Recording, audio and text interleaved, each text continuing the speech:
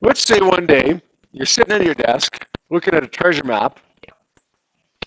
You see this X marks the spot over here. You're trying to figure out how to get to this treasure. If you take out your compass, it's pointing in a certain direction. And then you flip on the light switch because it's getting a little dark, and all of a sudden your compass needle points in a different direction. It's no longer pointing where it was pointing. Now it's pointing maybe this way. Well, then you flip off the light switch. You're like, what the heck's going on? Flip off the light switch, and it goes back to here. And then you flip it on again, and it goes back to here. And then you switch the wire around that carries the electric current to your light, turn your light switch back on, and it's pointing down here now. You're like, what the heck is going on? When I turn on the light switch, the compass needle shifts directions. When I turn it off, it goes back to the way that it was pointing before. What's the logical conclusion from this? The compass is affected either by the light or it's affected by the electric current that's going through the wire. Okay, if you happen to have a wire going underneath this map, it's probably going to be the current that's affecting this. This is almost exactly what a guy named Hans Christian Oersted discovered almost 200 years ago by accident. And that is that electric current will generate a magnetic field.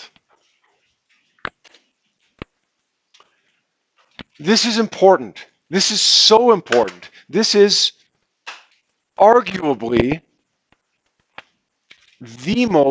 one of the most, if not the most, important technological discoveries in the history of the world.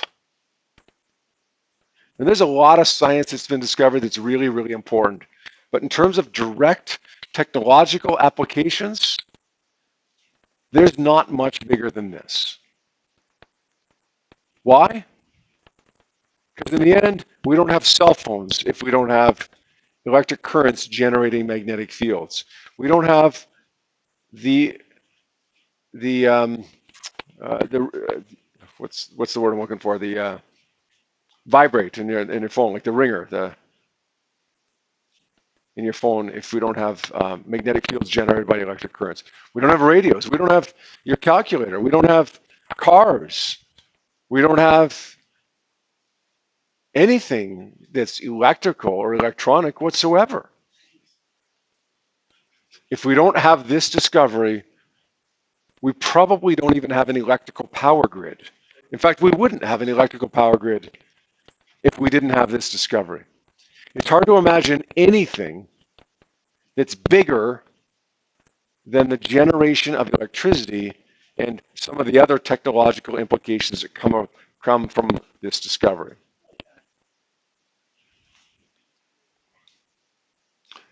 And that discovery was, quite simply, that electric currents generate magnetic fields. Discovers it by accident when he notices his compass is deflected. The end doesn't matter how he discovered it. What's important is what came about from it. Electric currents generate magnetic fields. Yeah, sorry, there is a typo there. It should say could deflect a nearby compass needle. And he thus concluded that electric currents, or simply moving charges, if you have charges moving through the air, it does the same thing, although it's not as big of a discovery there. Electric currents produce magnetic fields. Now, Oersted didn't just discover that there is a magnetic field produced. He discovered what that magnetic field would look like. We know that the magnetic field surrounding a bar magnet looks like this. It looks a fair bit different surrounding a moving charge, but it's still just as predictable. If I have a magnetic field surrounding a charged particle coming towards you, let's first define a notation here for showing you what it means, or showing you how we know something is coming towards you. Let's say an electron is moving towards us. We're going to represent that by a dot. If it's going to the right, it would be an arrow to the right. To the left, up, down. But what if it's coming towards you out of the page like this? We're going to represent it by a dot. If it's going away from you, we're going to represent it by an X.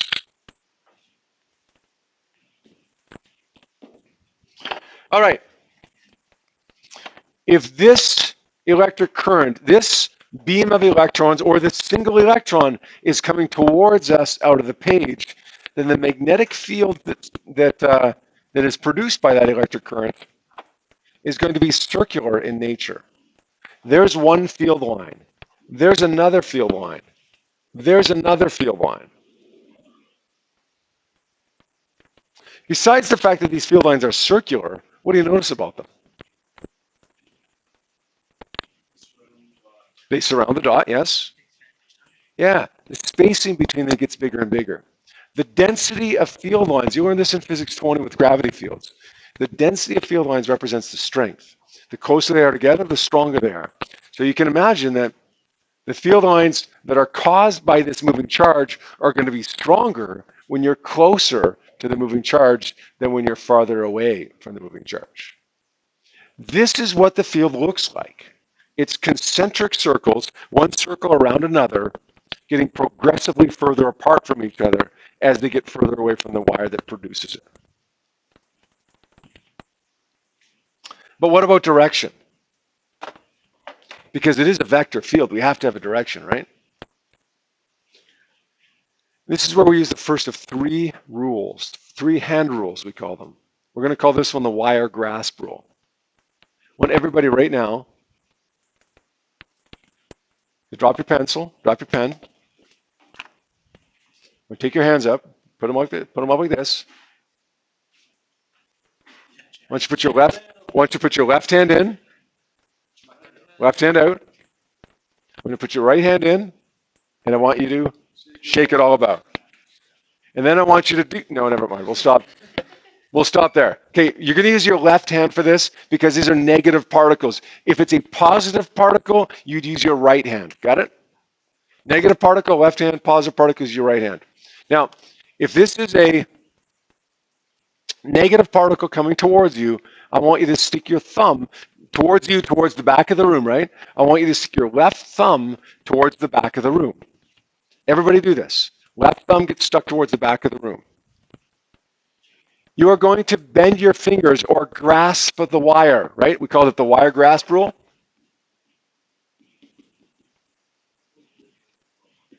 Absolutely. It gets better when you hear the other two hand rules, it gets even better. Thumb in the direction of the moving particle, negative left hand, positive right hand. This is negative, so we'll go left thumb towards the back of the room. And then I want you to bend your fingers.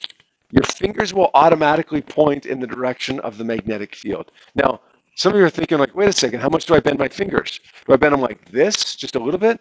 Or do I bend them like this, or like this, like a ton? It doesn't matter. You grasp the wire as loose or as tight as you want. The magnetic field ends up pointing, look at this. Okay, look at the circle here, guys. The magnetic field ends up pointing, well, look, if I grasp it just a little bit, it points to the right at the top. But if I grasp it more, it points down right here. Or if I grasp it even more, even tighter, then it points like this. So we got a magnetic field that goes clockwise around this moving charge, moving towards the back of the room or towards you guys. Make sense? Wire grasp rule, thumb in the direction of the particle, bend your fingers, doesn't matter how much, however much you want to bend them.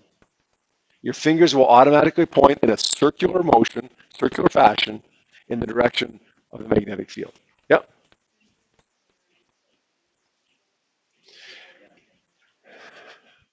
Okay, good question. I'm going to ask you another question though before. I'm going to ask you another question before I answer that one though, okay? What if we have that negative particle coming out of the page this time? Okay, the magnetic field is going to look like this, right? What's the direction of the field? Well, stick your thumb in the direction of the particle, fingers in the direction of the field, bend it a little bit more. Doesn't matter. It's going to go counterclockwise, right? So you said, couldn't we just remember that for a negative particle, it's clockwise, for a positive particle, it's counterclockwise? Yeah, if it's coming towards us, yeah. If it's going away from us, it's the opposite. So now we start getting a little bit mixed up, though, if we're trying to memorize those. A little bit. You could probably still get away with memorizing that, but starts getting a little bit confusing because you got to remember negative and positive toward and away from us, right? What if we have a situation like this, where you have a negatively charged particle moving to the right? This time we want to find the direction of the magnetic field directly above the wire, like up here.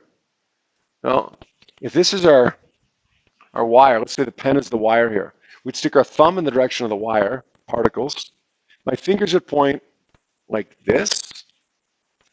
So above the wire, my fingers would point into the page. Behind the wire, look, behind the wire it's pointing down, out of the page, toward the top of the page. This is the plane of the page, right? It's going around like this. So it's going to point into the page, down the page, out of the page, and up the page. Well, what if I turn the wire like this, right? There's just so many possibilities to end up having to remember. You're better off learning the rule so that you can just remember one thing and then figure it out each time. Okay? So is this right? It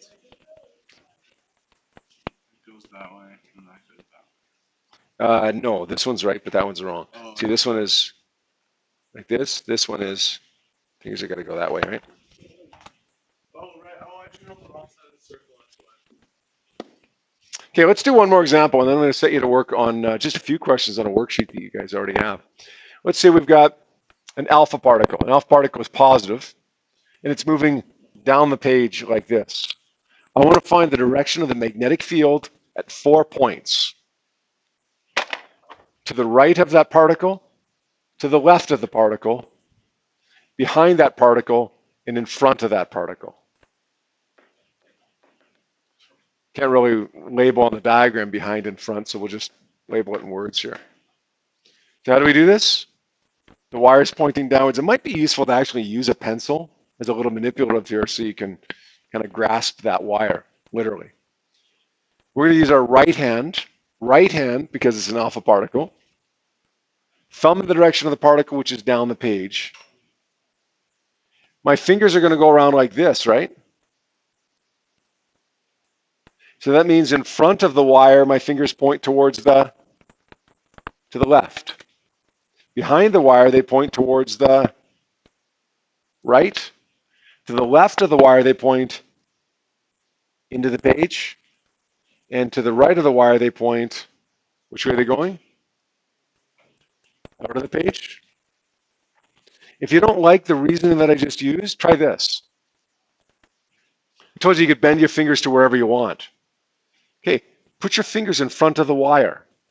Your fingertips, your fingernails, okay? You know what we should do is have a little lab tomorrow where we paint our fingernails with arrows. Little red arrows. Hold on for 1 second. Fingernails right now are in front of the wire, right? This is the plane of the page right here. This is the plane of the page. For you guys, it's horizontal. For me right now, it's vertical. So my fingers right now are in front of the wire. Which way are they pointing? To the left. Right now, my fingertips are to the left of the wire. Which way are they pointing? Into the page, because this is the plane of the page, right? They're pointing into the page. Right now, my fingers are behind the wire, and they're pointing to the right. To the left of the wire, they're pointing out of the page. Your question, Connor, was how do you know which hand to use? If it's a negative particle, use your left hand. If it's a positive particle, use your right hand. Okay, I'm going to write that. So On your left hand? Negative, left, go. Okay, I'd like you to take a look at your worksheet. Should be worksheet number 10, sorry. Take a look at all 5 questions on worksheet number 10, then we'll take a look at them in just a few minutes, maybe about 5 minutes. Okay, let's have a look at these questions here, guys. Draw the magnetic field surrounding the wire showing electron current below. Electron current means flow of electrons. We know the X means it's going into the page. So we're going to say left thumb, negative particles, left thumb into the page like this. Fingers are going to go which way? Looks like they're going to go clockwise, right? Or counterclockwise, right? Like this. Now, by rights, we should have more field lines drawn to show the fact that there is more than one field line, but really all we're trying to do here is show the direction. So I'll draw one field line. If I draw the rest of them, they're going to point counterclockwise as well. Second one, electron current shown below. This is coming out of the page. We know it's going to be circular again, but this time we say thumb in the direction of the particle out of the page or towards you guys. Fingers are going to go clockwise. So my fingers are going to go like this. Magnetic field points clockwise surrounding this now. Now the next one, this is the one that gives people trouble here. Magnetic field surrounding the wire showing electron current again, negative particles above the wire, below the wire, in front of the wire, and behind the wire. So remember that this is the plane of your page right here. Okay? Yours is horizontal, mine's vertical, but that doesn't make any difference. Let's bring the wire out from the page a little bit like this. So your pen is the wire, you bring it out from the page a little bit. Now you want to find the magnetic field strength right here. This is above the wire. This is below the wire. This is behind the wire, and this is in front of the wire. You got that? Does that make sense what we're trying to do there? Find the magnetic field strength here, here, here, and here. Above, behind, below, and in front of the wire. So now how do I do that? Left hand. I want you to stick your fingers right now. Fingertips, remember, you're looking at your fingertips. That's why I say we should paint our nails with little arrows so that you remember to look at your fingertips. Fingertips above the wire right now. Take your pen, make it your wire, and put your fingertips above the wire. Which way are they pointing? This is your page. Which way are your fingertips pointing right now? Into the page. So above the wire, they're pointing into the page. Now let's put your fingertips behind the wire. Remember, this is your page. Put your fingertips behind the wire. Which way are they pointing? Down the page, toward the bottom of the page. Right? Toward the bottom of the page. Below the wire, my fingers are pointing which way? Just twist your hand around so that your fingers are below the wire, they're pointing out of the page. And then in front of the wire, my fingertips point up the page or toward the top of the page. Make sense? So I could draw that, I could say it in words if I wanted, or I could draw it. Above the wire, we said into the page, below the wire, out of the page, behind the wire, down, in front of the wire, up. Try finishing questions 4 and 5 for homework tonight, please.